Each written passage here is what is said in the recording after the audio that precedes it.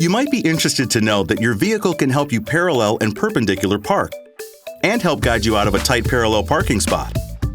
It can also let you know if there are any objects in front of, behind, or next to your vehicle. Let me explain. To activate the enhanced Active Park Assist feature, press the Active Park Assist button on the center console here. Then signal to indicate which side you'd like the system to search.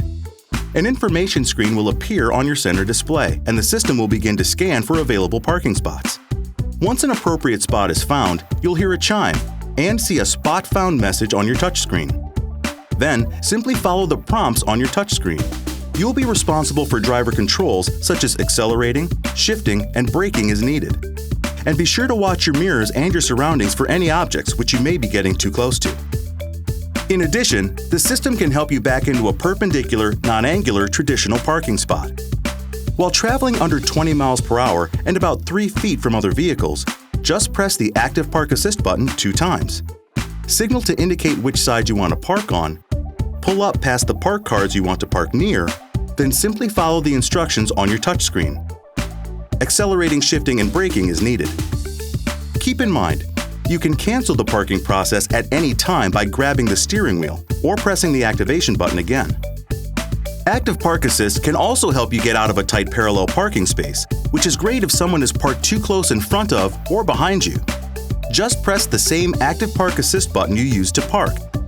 Let go of the steering wheel and follow the prompts displayed on your touchscreen. Once again, you just accelerate, shift, and brake as needed.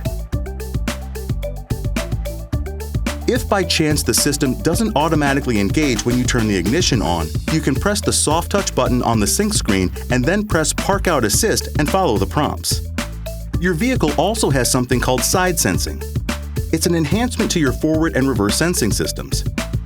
It uses a chime and a visual diagram display on your touchscreen with red, yellow, and green highlights to indicate where the closest object to your vehicle is detected.